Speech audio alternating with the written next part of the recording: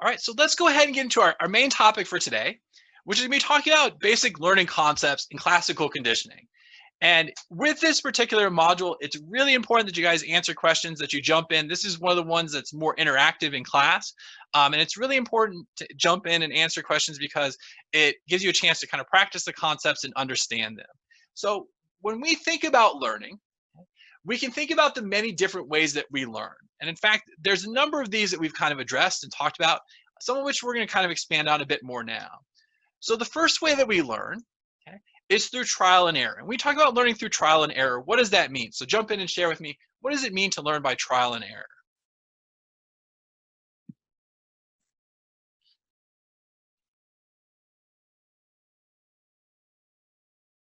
Okay, so this is something we talked about in terms of the way that we process and think about information. It was one of those problem-solving strategies. When we talk about trial and error, what do we mean here? Like whenever we try to figure something out and we learn by like our mistakes along the way until we get it right. Okay, so great. You've got the perfect way to think about this. We're going to try to solve a problem. We're going to try kind of different strategies without really being systematic. And as you're saying, you're going to learn from where things work and where they don't work. Okay, so I talked to you guys about kind of mini helmets, and I'll try different strategies, and some will work and some won't work. But as I learn what works, it helps me get towards solving that problem. Okay, so great answer. This idea that we're going to try different things, maybe not in any type of systematic way. We're going to see what works, what doesn't work, and that's how we learn.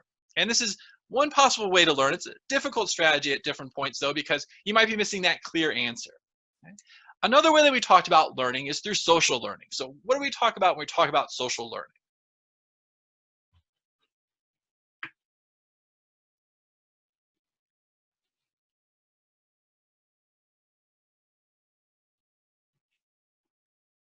Okay.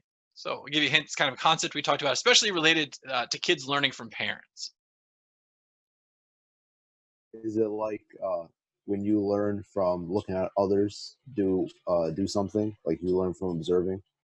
So absolutely. So you're going to look to see how others are behaving, and you're going to look to see, well, what behaviors are they doing and what consequences come with that. So if I see someone being polite and they get rewarded by getting a cookie, a child might say, well, hey, I'm going to be polite because then I get a positive reward. If I see someone crying and a parent saying, stop crying, that might be an indication to me that I shouldn't cry because it gets punished. And so you got the right idea there as well with this social learning. We can look around to the environment that's around us, and we kind of see how things are happening and how they function, and we can see what gets rewarded, what gets punished, and then that will change the way that we adjust our behavior. Okay? Another way that we talk about learning is cognitive learning. And we talk about this as the idea that we're going to process information. We're going to take new information, incorporate it with previous information, and then use that to then make decisions, change our behavior, understand new concepts. And that's what you guys do all the time in terms of classes like you're doing now, whether it be in person or online. As you think through different issues, different problems, that all involves cognitive learning. The new piece that we're going to introduce in terms of learning is what we call associative learning. And the idea here is we're going to learn that certain events occur together. Okay, so you're starting to learn associative learning in the case that learning that certain events occur together. Okay, so we're actually going through this type of associative learning right now. We're learning that if large viruses break out, such as we're having right now with COVID-19, that the event that's going to co-occur with that is that we're going to be quarantined, okay, that we're going to be asked to shelter at home. So now that's a new association that we've learned. And what we're going to do is we're going to focus on two specific ways that we go through associative learning. One is classical conditioning and one is operant conditioning. Okay, so I'm going to introduce both of those, and then I'll pause to pick up questions you guys have. Okay? So when we talk about operant and classical conditioning, what I'm going to do is kind of throw you in the deep end a little bit here. I'm going to talk about what both of these are in kind of a larger abstract idea. The idea behind this is to kind of get us started, get us this beginning point that you can understand where we're headed and how these two different types of conditioning are related to each other. What I'll do is I'll walk through it. I'll try to make it somewhat clear, but our goal is that by the end of talking about Module 18 and Module 19, that you'll be able to look at this slide and understand it very well. So it might be a little bit muddy when we get done talking about it, kind of clear as mud, but as we get to the end of it, you should be able to come back to this slide and it should make a lot more sense to you. Okay, so let's start first with talking about classical conditioning. Okay? So classical conditioning involves respondent behavior that's reflective or automatic, such as a fear or craving. Okay, so it involves respondent behavior that's reflexive. It's an automatic reaction, such as fear or craving. Okay, so one example we might be is that if you're out for a walk, or in my case, out for a run, and you hear a twig snap, you have an automatic reflexive response to kind of increase your arousal, to be worried about what's going on, to enter this fight or flight response. Okay, so you might turn around really quickly to see what's behind you. You might look in that direction. That's an automatic response. Okay, so it becomes reflexive that if you hear something that could indicate threat, that you're going to quickly turn around and look at that. So this is something that naturally happens. It's a pairing of stimuli and response that naturally occurs without much training.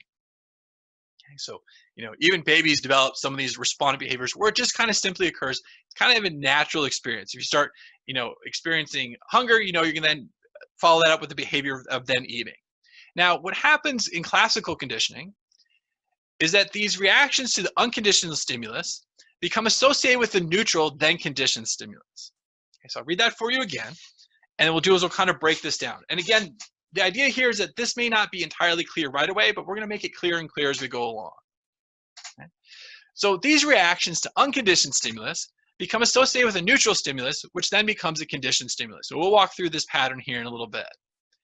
The idea here is that if you keep pairing something that's neutral, that really draws no response, to that automatic reflexive response, that suddenly then, just that neutral thing starts to trigger that outcome.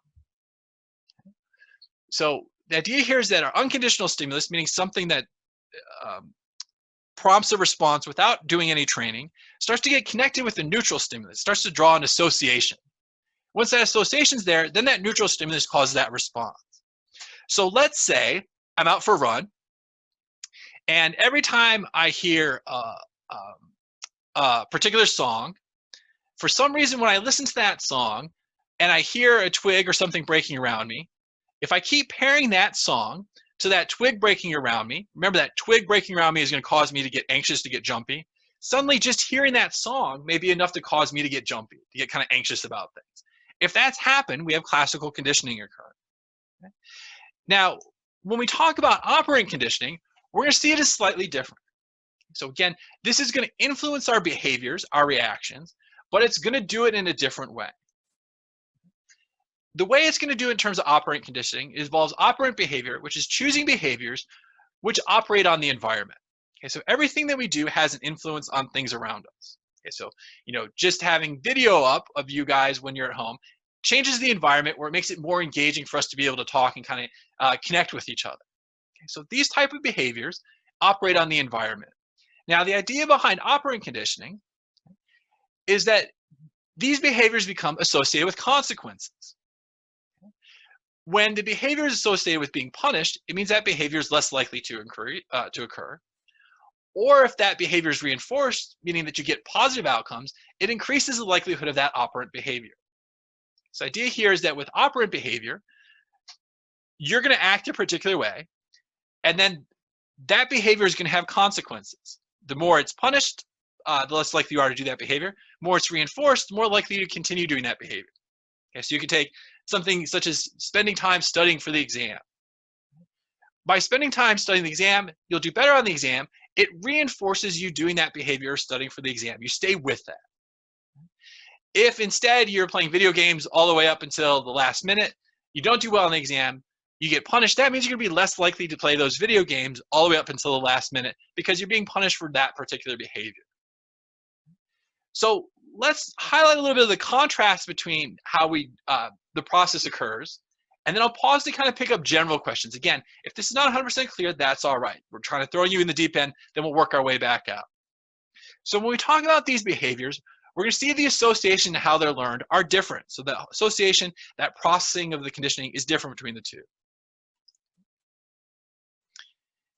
In classical conditioning, the experimental and neutral stimulus repeatedly precedes the respondent behavior and eventually triggers that behavior.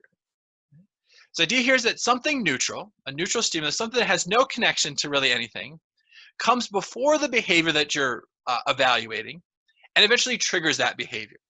Okay, to help make sense of this, we'll go to our operant conditioning. And the idea here is the experimental, the consequent stimulus repeatedly follows after the operant behavior.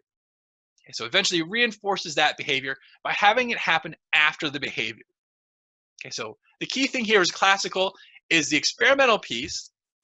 The experimental stimulus happens prior to the behaviors and becomes associated with those behaviors. On the case of the operant conditioning, okay, so over here, that experimental stimulus actually occurs following the operant behavior. So it follows the behavior and then reinforces that or punishes that behavior. So again, this is the deep end of the pool. We've kind of done it differently with lectures previously. We're kind of working into things. We're going to flip it around a little bit, give you kind of the sense of what these two forms of conditioning looks like. And then we'll do is we'll work our way through it. So let me pause at this point to see what questions you have. Take just a pause here. You can ask them over kind of audio. You can go through chat if you'd like, but I'm going to pause for just a minute, give you guys a chance to catch up on notes and ask any questions that you have.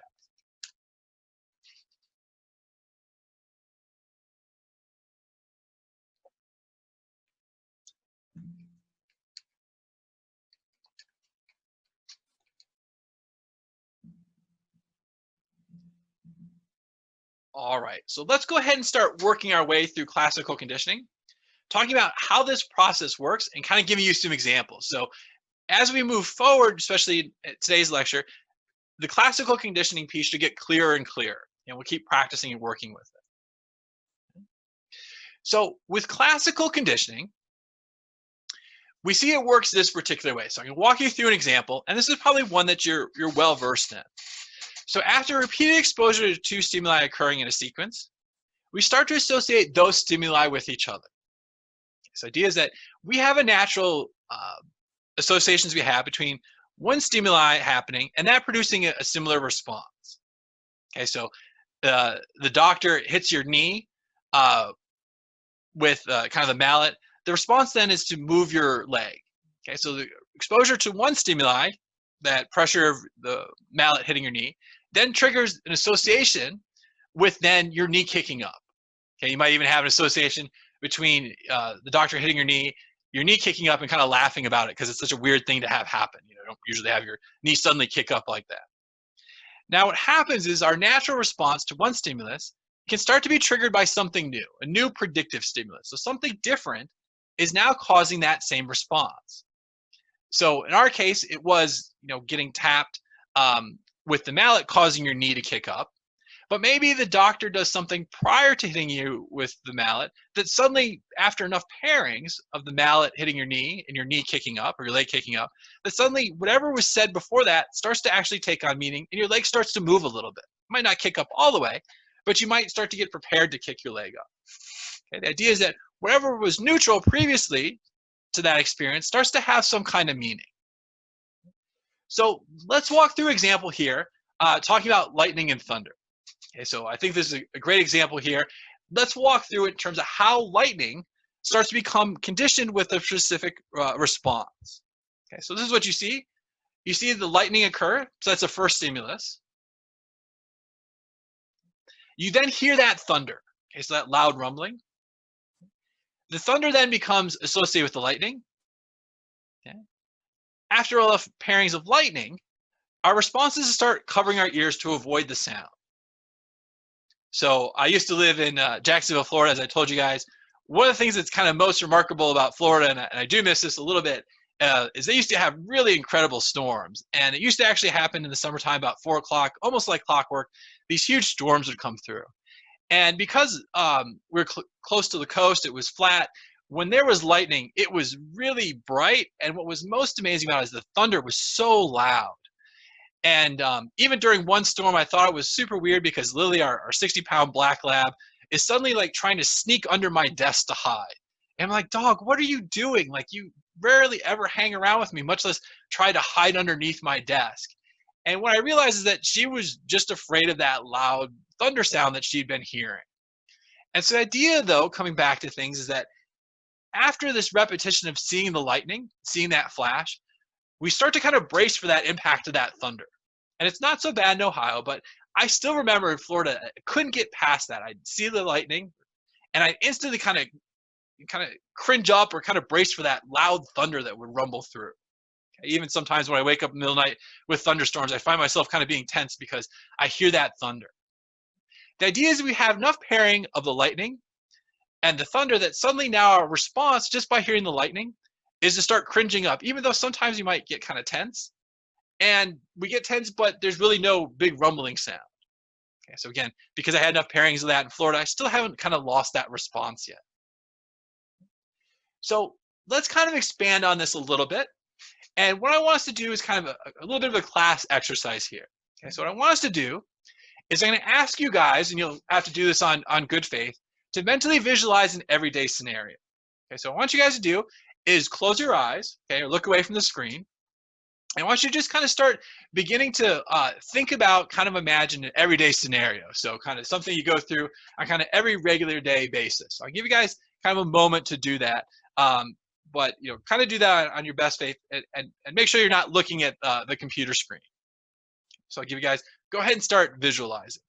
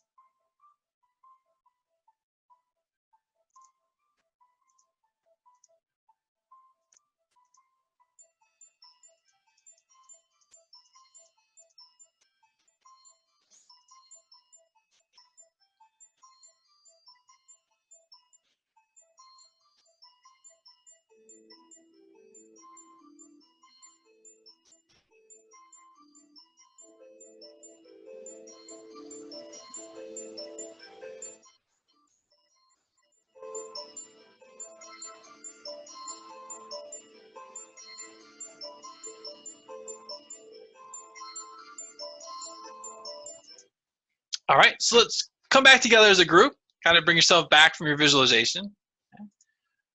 And think about the visualization. How did that experience go? So first off, just raise your hand if you're on camera, if you heard this, the music that I was playing. Okay, so just wanted to make sure that we had that. So what happened when you compare kind of the experience prior to the music with then after I started playing the music? Okay, what was your reaction? How did your visualization experience start to change?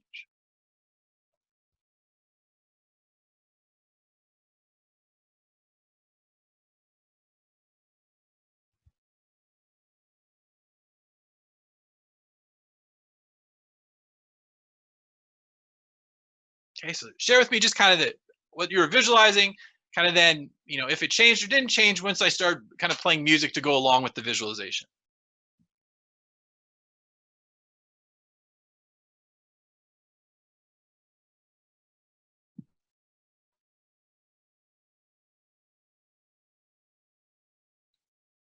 I think it felt more like bright, if that makes sense.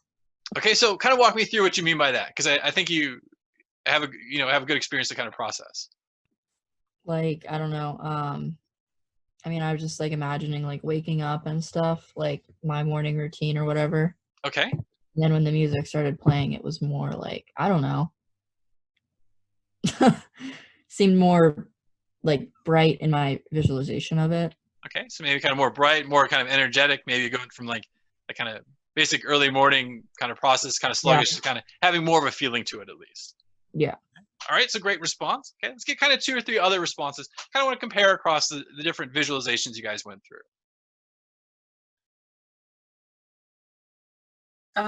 Mine was about, we have 2 dogs, so Okay. they're constantly playing downstairs, and All right. sometimes it erupts into like dog fights, like not dangerous ones, but like there's a lot of growling and stuff. So for me, when the music started to play, I kind of got like a sense of this might erupt into a fight rather than just the dogs playing around. Okay. All right. So maybe your visualization is that kind of dogs are playing around, they're getting along with each other. But then when the music started to come in, maybe it seemed like it was kind of more scary, maybe more kind of problems that they might have between it. It was like an anxious feeling almost. Okay. So kind of anxious experience of how they're interacting with each other, how the dogs are playing. Okay. All right. So great share. Let's get kind of one other response, kind of compare across these.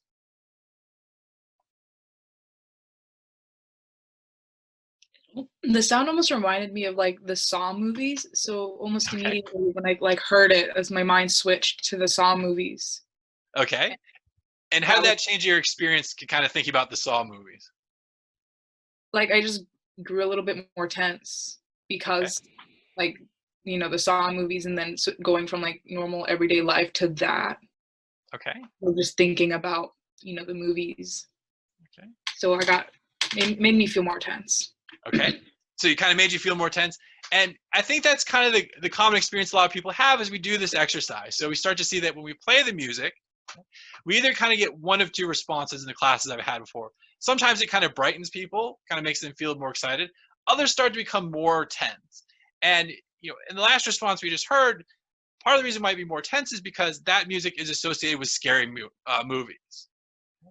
And so if you were saw, I think it's part of a music clip from Halloween, the movie Halloween. And so one of the things that happens in movies is they take certain moments and they associate that with music. So actually throughout a movie, classically conditioning you to have a particular type of response based on taking the particular moment and associating it with music. So when something bad's going to happen or something scary is going to happen in a scary movie, they'll tie music to that.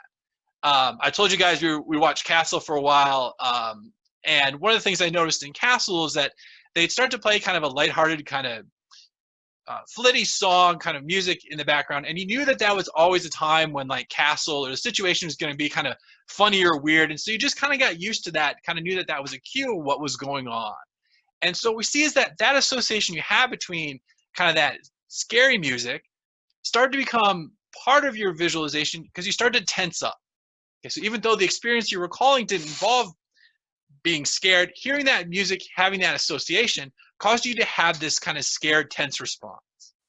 Now, some students, and in one case, for example, have the opposite response. So I was asking a student, and it was back when we were in class, I said, well, tell me about your experience. She said, oh, you know, I was going through my day and things are kind of going well. And then suddenly it got much happier and I was really excited and things were really great. And I said, well, how can that be? Like, this is music that's associated with something really scary. And she goes, oh, really? I've never heard it before. It sounded like church bell chimes around Christmas time. So for her, the association that she had between the music was something positive. So in her visualization, she responded in a more positive way. That was kind of the connection that she had.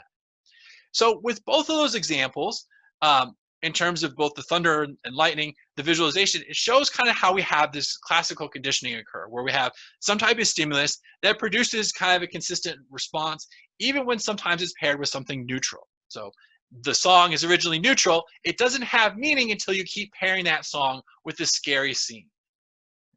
So let me pause here to see what questions you guys have. Okay, so before we'll start unpacking this classical conditioning approach.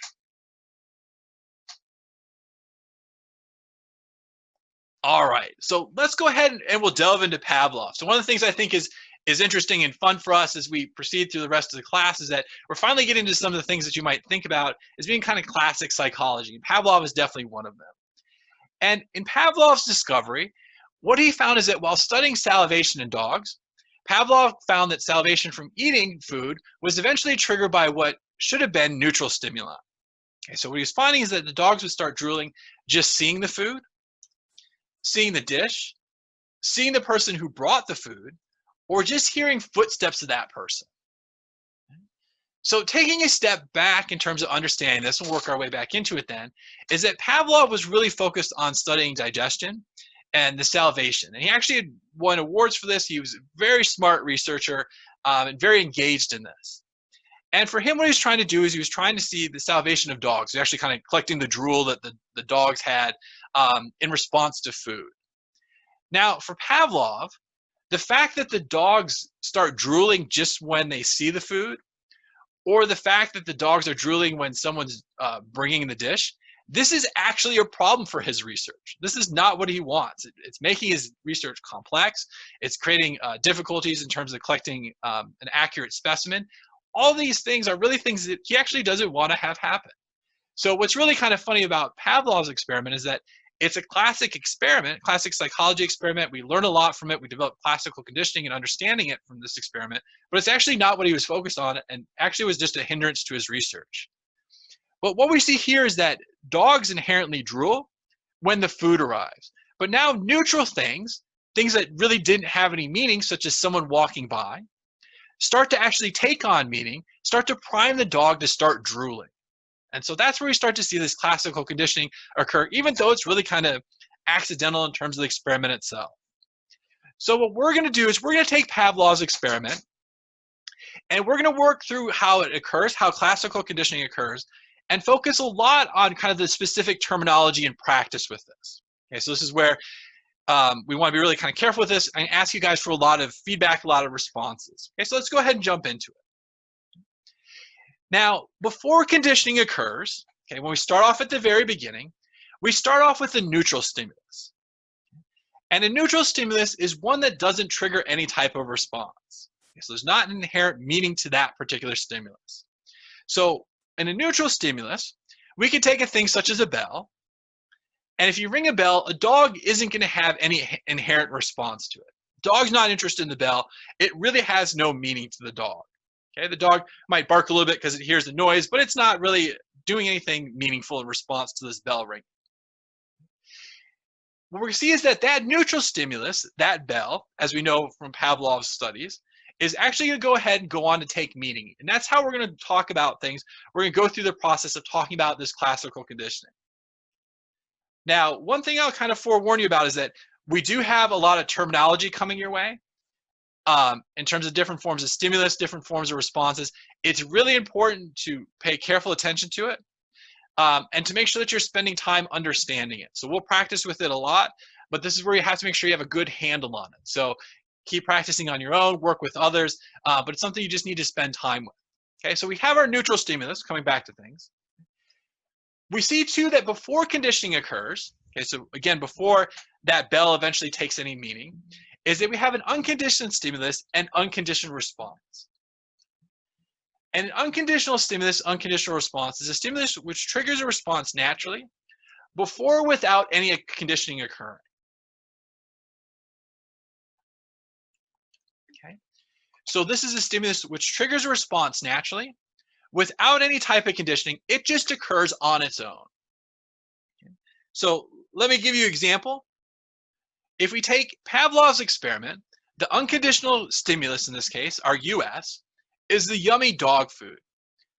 Our unconditional response, so our UR, is the dog salivating. So our unconditional stimulus is the food, and our unconditional response is the dog drooling. Basically what we have here is we have a natural pairing of what happens. When you see food, both as humans and as dogs, what we do is we start drooling. Okay, we start salivating. And we start salivating because that prepares our mouth to start breaking down the food so that we can digest that food. Okay, that's the overall arching goal behind this digestive response, this salivation increasing. And so this is a natural pairing that occurs. It doesn't require any learning. It happens inherently on its own. And what we're going to see is that this becomes the foundation for then our classical conditioning. Okay, so eventually what we're going to do is we're going to get the dog to start drooling just based on hearing that neutral tone, hearing that bell in this case. Okay, so let's go to the next slide. I'll go back through this whole process again with a slightly different example, and we'll work through things a couple of different ways. So let's keep going and get into where we see the conditioning happening. So now we're at the phase where conditioning is occurring. So keep in mind kind of two separate phases. That first phase where conditioning hasn't occurred, what we talked about so far, before conditioning, and now during conditioning.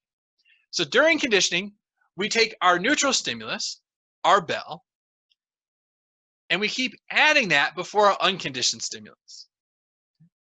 Our unconditional stimulus, as we just talked about before, produces our unconditional response. Okay? So this is when conditioning occurs. If you keep pairing that neutral stimulus, that bell, with that combination of our unconditional stimulus and our unconditional response, we do this enough times, suddenly the dog starts to have meaning to that neutral stimulus. Okay, so going back to Pavlov's experiment, the dog starts to say that that neutral stimulus of just hearing the footsteps gets paired with this unconditional stimulus, unconditional response. okay, that's naturally occurring, and suddenly those steps start to make sense. They start to have meaning. We'll go ahead and take this a step further to kind of solidify things. And what we see is that after conditioning, the dog will begin to salivate upon hearing the tone. So essentially now that neutral stimulus becomes a conditioned stimulus. Okay, so the bell is going to ring. That bell ringing is then going to cause the dog to salivate. So now we can get the dog to start salivating, to start drooling, without actually even giving the dog food, by just ringing the bell. And this is where we start to see our terminology changes. And I'll highlight this in a couple of different ways. Okay? One is that we see our unconditional response and our conditional response, the terminology changes, but they're the same thing. So our unconditional response and the conditional response are that same response, the dog still drooling. The difference between the two is that the conditioned response is occurring because of the bell. The unconditional response is caused by seeing the food. So that's what we have to keep in mind. We know conditioning has occurred. We have our conditioned response because our conditioned response is caused by what was previously neutral, but it's now become conditioned. The neutral stimulus and the conditioned stimulus are also the same. Again, why it becomes a conditioned stimulus is that the difference is the stimulus now triggers the conditioned response. So that bell is no longer neutral. It has meaning for the dog. It has meaning for the dog in the sense that now that's a conditioned stimulus. When the dog hears that bell, it now has meaning associated with that. It has meaning in the sense of it gets food and it starts drooling. So what I'm actually going to do is I can go ahead and take a step back. We're going to go through the same process again, but I'll give you an example from my own dog. And maybe you can kind of, as you're studying, as you're thinking about this, you can relate it to kind of your own animals and their experiences, the associations they might have drawn, and experiences that you might have had. Okay, so we're going to go back through this again. And we'll start with something slightly different. Okay? So when we first moved into our house that we live in now, we put Lily's dog food behind a sliding pantry door. And that sliding pantry door started off as a neutral stimulus. It was a neutral stimulus in the fact that it didn't produce any response in Lily. Okay, we could open and close that sliding door as much as we wanted, and she wouldn't care. She wouldn't respond to it all. It was totally boring to her. Now, we know when we think about feeding dogs that they have this natural pairing. Okay, so what I'm going to do is I'm going to say how we paired the door opening and closing to this natural pairing of a unconditional stimulus and an unconditional response. Okay, so we know that Lily's going to start drooling when she sees dog food. Okay? So when we get the dog food out of the pantry with the sliding door, okay, she's going to get that dog food. She's going to start drooling. Now, what we saw end up happening is we took that previously neutral stimulus, that door sliding, we kept pairing it with this natural pair of unconditional stimulus, unconditional response, that suddenly with enough pairings of getting her dog food out of that pantry, enough times of saying, hey, we're getting your food, that suddenly now what we could do is still simply start drooling just by sliding open that pantry door. Okay, so now that neutral stimulus, that pantry door that had no meaning, starts to have meaning. It now becomes a conditioned stimulus. It becomes a conditioned stimulus because it's now producing the conditioned response of the dog drooling. Okay, so now when we open up that door, Lily comes flying through. She sits down and she starts drooling, waiting for her food to come out. Okay, it's gross. It's not one of my favorite things. Okay, but she's learned this association. And again, you can think about how our unconditional response, our conditional response, same response, the dog drooling, but they're triggered by different things. Okay, same thing with neutral stimulus, conditioned stimulus, same thing. Okay. The difference is whether that stimulus now produces the conditioned response or not. Okay, so we've gone through Pavlov's experiment. We've given you kind of a second example. Maybe you can relate to it through your own experiences. I'm going to stop here and answer any questions that you have because we want this to start becoming a little bit more solid as we start practicing with it a little bit more. Okay, so let me pause at this point. Again, you can do it through the video messaging. You can go ahead and go through the group chat, however you'd like to kind of share your question.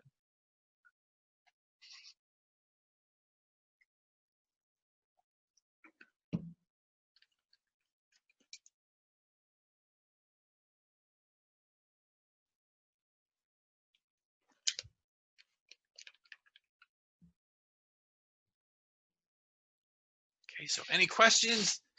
things that you want me to go back through before we start practicing with some examples? You guys will be giving responses.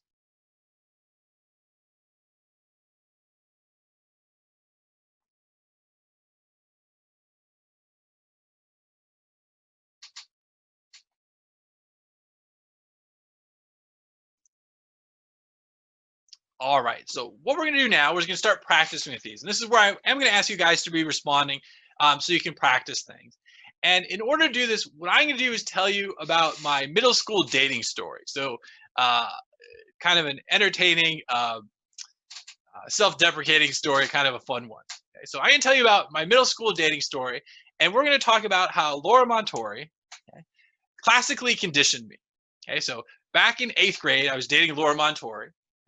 And we see that this case is, I think, from sometime in high school. I didn't have a picture from before then. And so Laura Montoya was great. You know, she's great to date, but this is middle school romance. You know how that goes, right? Now, one of the things that would happen, I thought was really interesting, is that Laura would always wear a leather jacket when we'd be out together.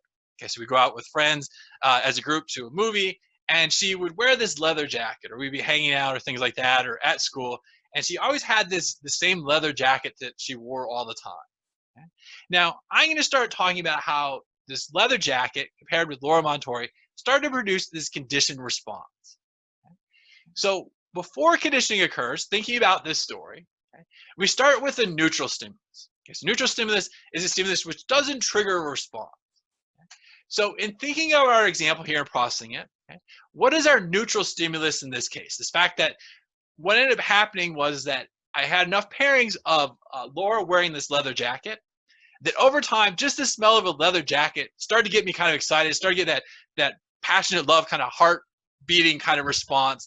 And with enough of those pairings of her wearing this jacket, that's what happened. Okay, so totally weird thing to have happen, but it in fact happened. Okay? So in thinking about this scenario, what would we say is our neutral stimulus? Okay, so you can type it out in the chat box if you want. You can jump in with it. What's neutral in this scenario?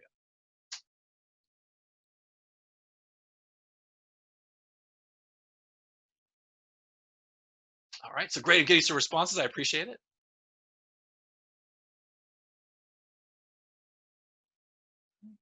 Okay, so you're absolutely correct. Okay, the leather jacket is the neutral stimulus. Okay, why is the leather jacket the neutral stimulus?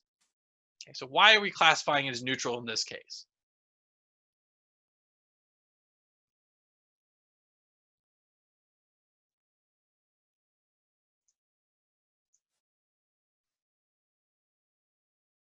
Because prior to you going out with the girl, the jacket didn't mean anything to you. It had gave you no response. Okay, so perfect explanation. That's exactly the case. So, and think about it, I really at that point, I had no strong feelings one way or another. Okay, so prior to that moment, a leather jacket really meant nothing to me. There was no association with it. It didn't cause any kind of response. If anything, I was like, hey, that's a leather jacket, that's cool. But it had no response, nothing was triggered there. Now, as we play this thing forward, we can start to think about, again, this basic relationship that we have. So this is still thinking about things before conditioning occurs. Okay?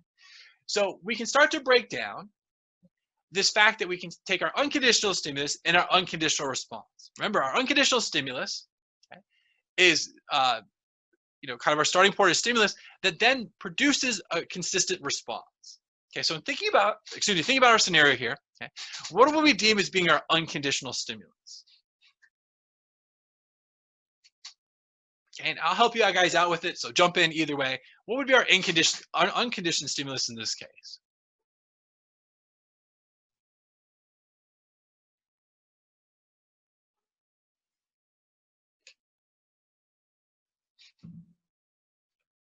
The girl, because you liked her. Okay. All right. So Lauren, you guys got it, Laura. Okay. And you hinted at why she's the unconditional stimulus, because she's producing that response of when you're attracted to someone else. Okay. So here we have Laura in her high school picture. Okay. And she produces that unconditional response, okay, of being excited, that attraction. Okay. So maybe it wasn't quite as crazy as the picture depicts here, but something like that. And this is a natural pairing that we have. We just got done talking about this in terms of that passionate love. When we're interested in someone, we're excited to be to start dating them. We have that kind of physiological arousal. That's a natural pairing that happens. Okay, it facilitates connecting with others. Okay? But in this case, it does start to get a bit weird because I start to incorporate the leather jacket. So now we start to go through this conditioning experiment. Okay, so we start to condition ourselves because now we have an association between that leather jacket and Laura. Okay, so let's start unpacking this. Okay?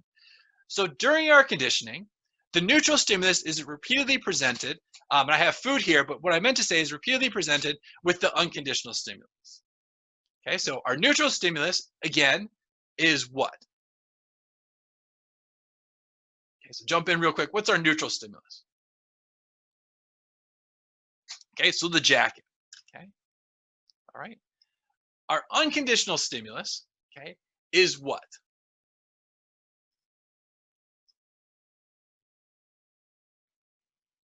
Okay, so unconditional stimulus is Laura. Okay, and what's our unconditional response?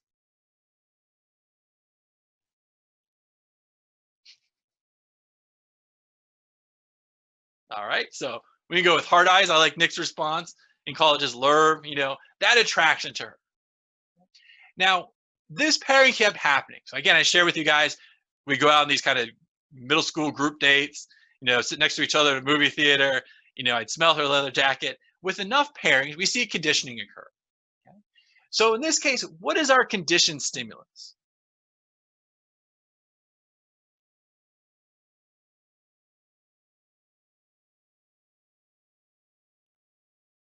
Okay, so shout it out, type it out.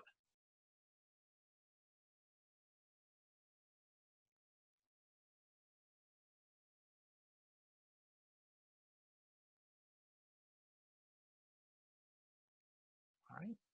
So I'm getting some responses, okay? And it's indicating that the jacket's the conditioned stimulus. That's in fact correct, but why is it the conditioned stimulus?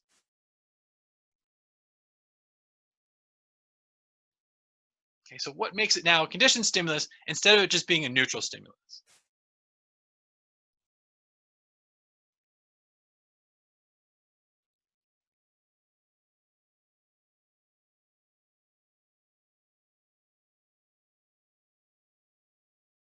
Okay, so think about what it's causing now.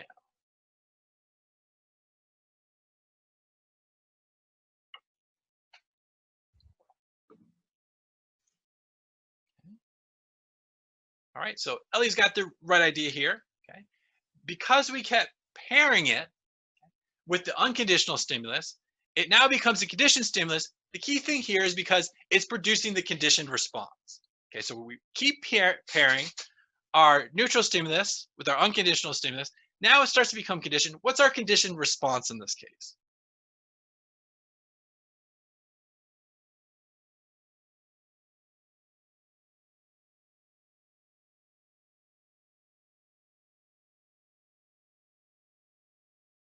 Okay, so think this one through, share your answers.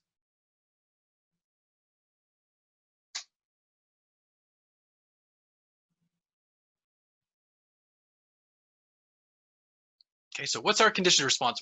What's occurring? Okay, what's the outcome of now this conditioned stimulus?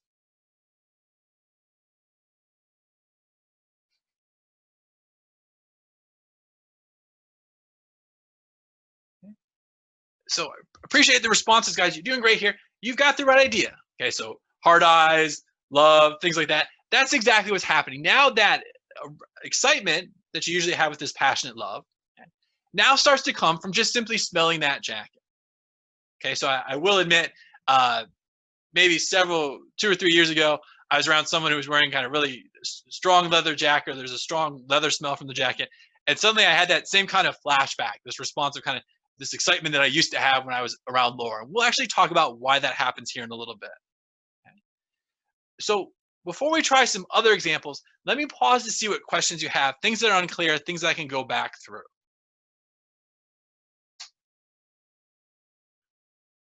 So is it impossible for a conditioned response to have an unconditioned, let me repeat that, my bad. That's okay, you're good, you're good. A conditioned stimuli cannot have an unconditioned response? Right, because remember, once it becomes a conditioned stimuli, it's then producing the conditioned response. So remember that conditional response is the same as the unconditional response. It's just that now that conditioned response is caused by that conditioned stimulus. So remember, the unconditional response in Pavlov's experiment is drooling. So is the conditioned response. The difference now is that in the conditioned response, that dog's drooling because of the bell, not because of the food.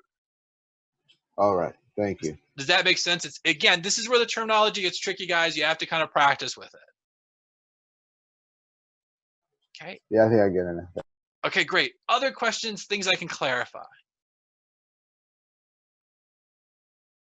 Okay, so here's what we're going to do is we're going to try to do this. This will be kind of a fun exercise for us navigating Zoom here in our group meeting. What I'm going to have you guys do in just a moment is I'm going to break you into what are called rooms. I'm going to randomly put you in smaller rooms where you can then talk with others. And what I want you guys to do is to practice each of these examples that we have up on the screen here. So if you want, take a screenshot of this, pull out your phone, take a picture of it, because when I put you in the rooms, I'm not sure if you'll still have access to this or not. I haven't gotten the chance to test this out. What I'm going to do is I'm going to put you in these rooms with kind of random others. And what I want you to do is you're going to go ahead and identify in each of these the unconditional stimulus, unconditional response, neutral stimulus, conditional response. So each of those pieces, and I'm going to have you guys practice with this, and then we're going to come back and go through it together. Okay, so make sure that you have a picture of this someplace. You have it stored away so that you can come back to this example, because again, once I put you in the rooms, I'm not sure that you'll be able to see it. Okay, so bear with me for just a moment here. Suddenly you'll see yourself move into a different room where you'll join others, work together to come up with examples. This is really, really important that you do this, because it'll be a good way to practice to see if you have the concepts. And that's probably how we're going to learn this the best, is to practice with it. Okay, so bear with me. I'm going to set up some rooms here and get everyone put into one.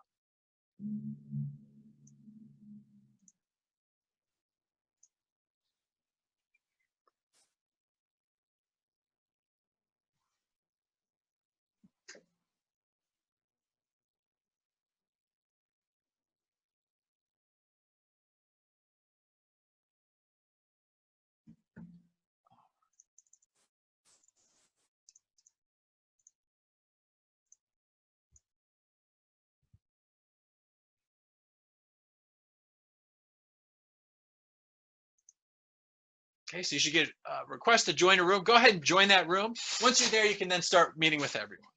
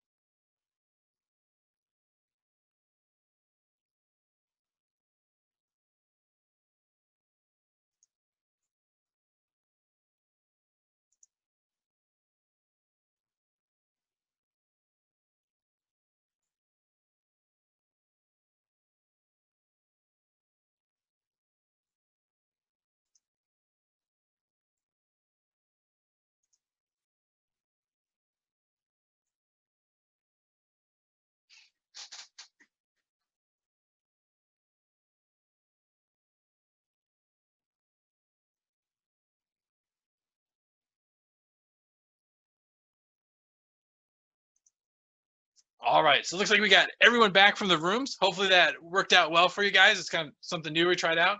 So let's start first with our first one here, which was talking about the romantic partner always uses the same shampoo. Soon the smell of that shampoo makes you feel happy. Let's go through what is first our unconditioned stimulus. And I'll fill it in as we go along. Okay, so the unconditioned stimulus would be your romantic partner. Okay, so romantic partner. And the neutral stimulus initially is the shampoo. All right, awesome. And obviously, it becomes a conditioned, then the shampoo is what's the conditioned one. Okay, so that becomes our conditioned stimulus. Okay. And how about our unconditioned response and our conditioned response? Okay, so great job with the first part. Someone, the same person or someone else jump in with the second part. Okay, so you have unconditional response. I see feeling happy. Okay. And how about then for our conditioned response? To feel happy. Okay, to feel happy. Okay. So again, part of this is seeing that our unconditioned response and our conditional response are the same, right? Same thing here with our unconditional stimulus and our conditions, our neutral stimulus and our conditioned stimulus are the same. Again, it's just that they're triggering different things. The neutral stimulus is not triggering anything, but when it's conditioned, it is triggering something. It's triggering that feeling of being happy. Okay, so that conditioned response. Okay. All right, excuse me guys, I'm losing my voice. All right, let's look at the second one. The nurse says this won't hurt a bit. Just before stabbing you with a needle. The next time you hear this won't hurt a bit, you cringe in fear. What is our unconditional stimulus in this case? The needle. Okay, the needle. Okay, and why is the needle our unconditioned stimulus? Well, because doesn't like it's still a needle, so in a sense it will it still incite something, but just because it's a needle. Right. Like so it's a stimulus that's tied to what's our unconditional response when we get stuck with the needle. You cringe in, like it's pain. Okay, so fear. Cringe in pain, we'll say, right? Yeah. And we can say it's our unconditional stimulus because it causes that cringe, right? You get that needle, maybe getting a flu shot, it causes you cringe in pain. That's partly why it's that unconditional stimulus. Okay, so nicely done, okay? What do we have is our neutral stimulus in this case.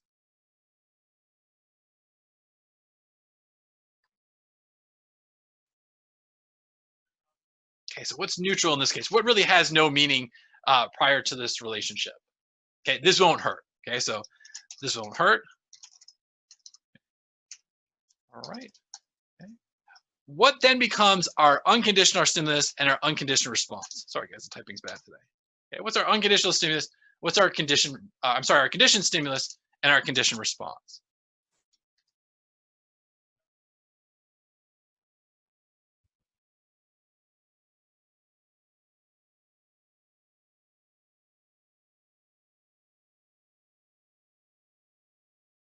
Okay, so our conditioned stimulus, okay, this won't hurt. Okay. And our conditioned response is then the cringe and fear. Okay, why is this the case? Okay, so how do we explain this kind of last pairing and the terminology?